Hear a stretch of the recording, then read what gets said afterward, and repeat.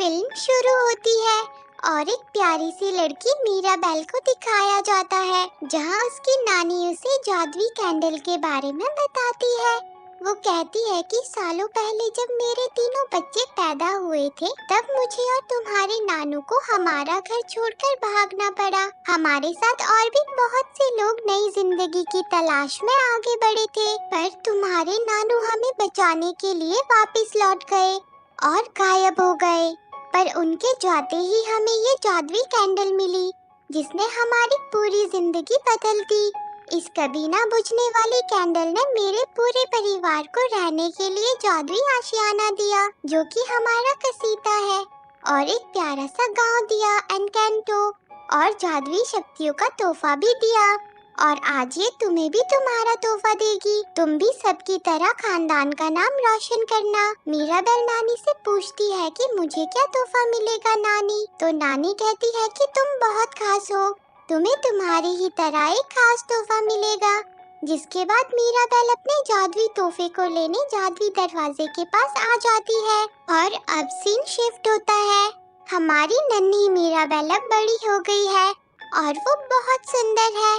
Mirabel सुबह सुबह अपने काम में लग जाती है। तभी गांव के नन्हे मुन्ने बच्चे उससे पूछते हैं कि आज का जादुई गिफ्ट क्या है। तो मीराबेल बताती है कि वो तो आज रात को मेरे कजन को मिलेगा। तब वो उससे उसके जादुई गिफ्ट के बारे में पूछते हैं, जिस पर मीराबेल कहती है कि मैं अपने मुंह से अपनी तारीफ नहीं कर सकती।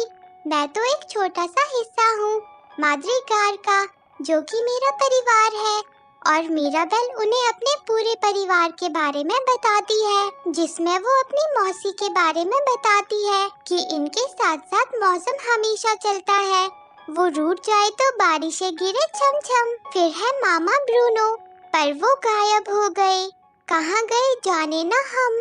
और मेरी मॉम है खास, मिठाई खिलाकर कर देती है वो हर इलाज। और ये दोनों है मेरे पापा और मेरे मौसा, जो बने हैं माद्रिगार के दामाद। और नानी, जिसने हम सबको जोड़ा है और हमेशा एकता से रहना सिखाया है। ये है मेरी कजन डोलेरिस, जो सुन सके सब कुछ। और कजन कैमिलो, जो बदले बेस गिरगिट जैसे। और एंटोनियो को तो आज तोहफा मिलेगा। और ये दोनों है मेरी बहनें, इजाबेला जो कि एकदम परफेक्ट है, और मल्लिका है ये फूलों की, और लुइसा ये है ताकतवर और हिम्मत वाली।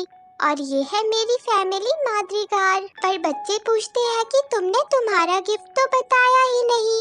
पर मीराबेल उन्हें इग्नोर करने की कोशिश करती है। पर तभी डोलेरिस कह देती है कि मीराबेल को तो गिफ्ट मिला ही नहीं, जिसे सुनकर सब बच्चे चौंक जाते हैं और कहते हैं कि तुम बहुत उदास होगी ना। पर मीराबेल कहती है कि नहीं, मैं भी उतनी ही स्पेशल हूँ जितनी की मेरी फैमिली है।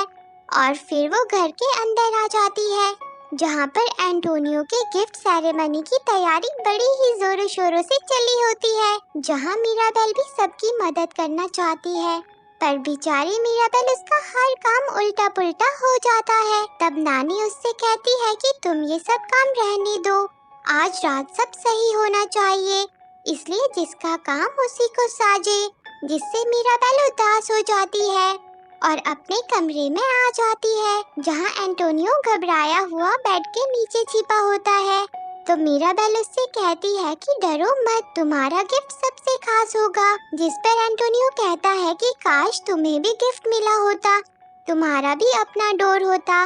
पर मीराबेल कहती है कि तुम मेरी चिंता मत करो, मेरे पास तुम सब हो, मैं बहुत खुश हूँ। वहीं सब लोग उनके घर कसीता में आने शुरू हो जाते हैं। सभी कसीता का जादू देखकर हैरान और बहुत खुश होते हैं। और अब वो घड़ी आ जाती है जब एंटोनियो को उसका गिफ्ट मिलने वाला है। एंटोनियो मीराबेल को भी अपने साथ लेकर आगे बढ़ता है, जिससे मीराबेल को याद आता है कि मैं भी अपने गिफ्ट के लिए ऐसे ही आगे बढ़ी थी, पर मेरा दरवाजा गायब हो गया था।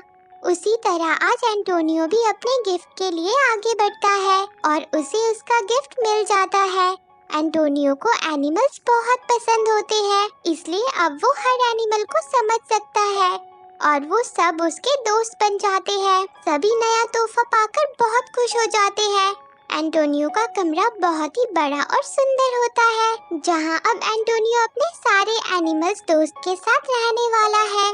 सभी एंटोनियो के लिए बहुत खुश होते हैं, सब मिलकर फोटो खींचते हैं, पर वो मीराबेल को तो जैसे भूल ही गए हैं, जिससे मीराबेल बहुत उदास हो जाती है और वो खुद को ही मनाने की कोशिश करती है और वहाँ से बाहर आ जाती है। पर तभी मीराबेल देखती है कि उनका घर कसीदा टूट रहा है, हर तरफ दरारें फैल रही है और शम्मा बुझने वाली है।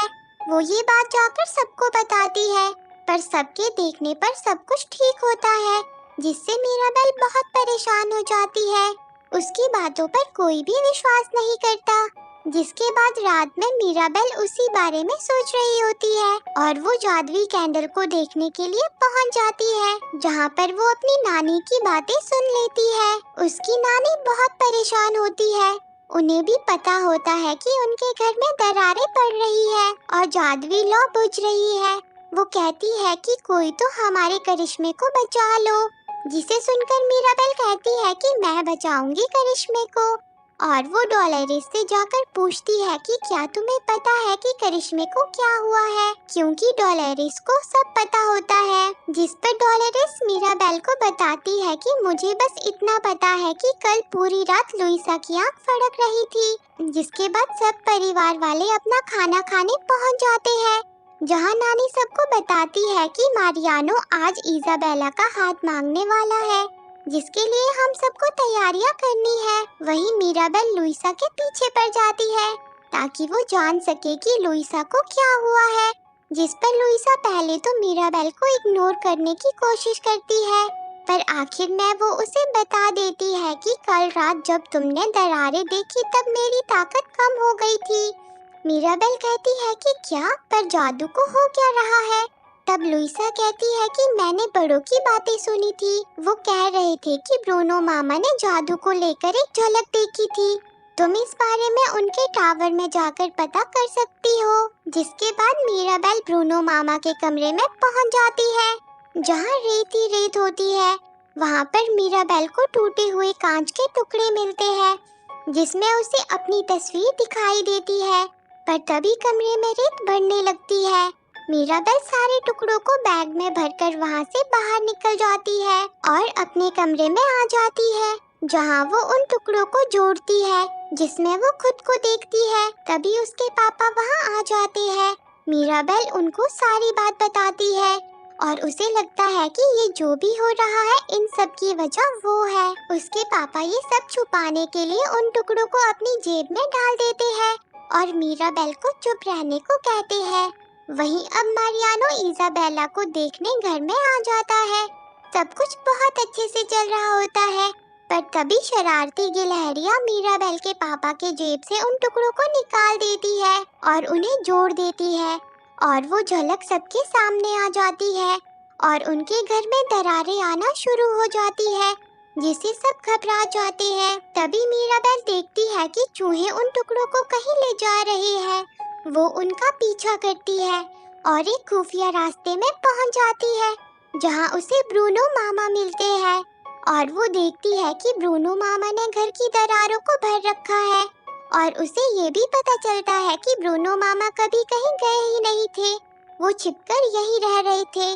वो उनसे पूछती है कि आप जाकर भी क्यों नहीं गए, तो ब्रूनो मामा कहते हैं कि मेरा गिफ्ट फैमिली की मदद नहीं कर रहा था, पर मैं अपने परिवार से प्यार करता हूँ। तब मीराबेल पूछती है कि मैं आपकी झलक में क्यों थी, जिस पर ब्रूनो मामा बताते हैं कि ये झलक मैंने उस दिन देखी थी जब तुम्हें तुम्हारा गिफ्ट नहीं मिला था। माँ को जादू की फिक्र हो रही थी, तो वो भविष्य देखने की जिद करने लगी। तब मैंने देखा जादू खतरे में है और मैंने तुम्हें देखा। मैंने देखा जैसे तुम्हारा भविष्य लिखा जाना अभी बाकी है, पर मैंने इस बारे में किसी को नहीं बताया, क्योंकि मुझे पता था कि सब यही कहेंगे कि ये ब्रूनो है, हमेशा बुरी खबर ही देता है, इसलिए मैं बिना कुछ कहे चला गया। जिस पर मीराबेल ब्रूनो मामा को एक और भविष्य की झलक देखने को कहती है, इससे शायद मेरी कुछ मदद हो जाए। जिस पर ब्रूनो मामा कहते हैं कि उसके लिए मुझे कोई बड़ी जगह चाहिए।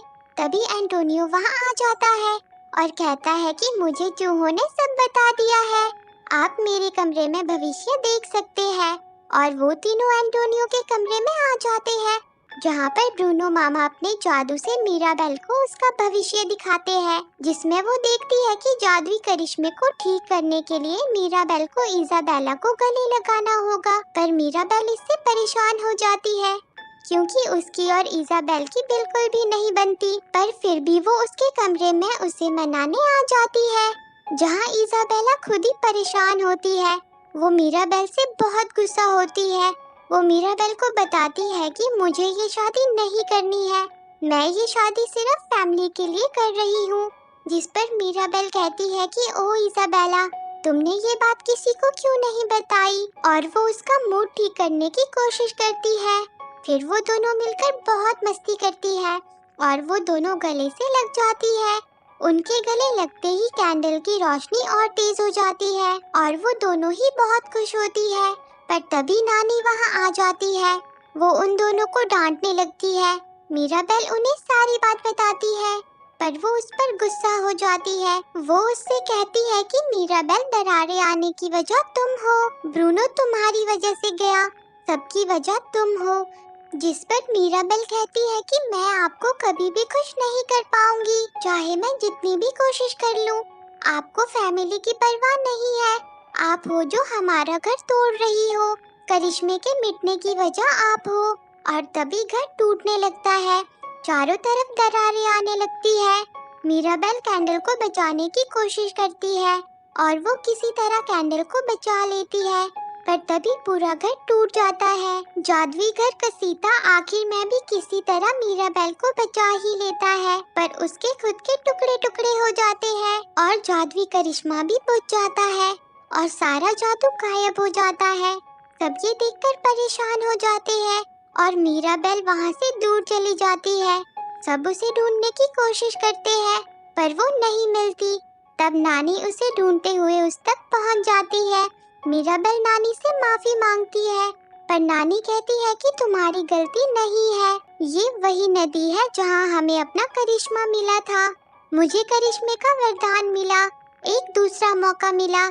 मैं उसे खोने से इतना डर गई कि मैं भूल गई कि वो करिश्मा मेरे अपनों से बड़ा नहीं है, तो तुम मुझे माफ कर दो, सारी गलती मेरी ही है। जिसके बाद वो दोनों इमोशनल हो जाती है।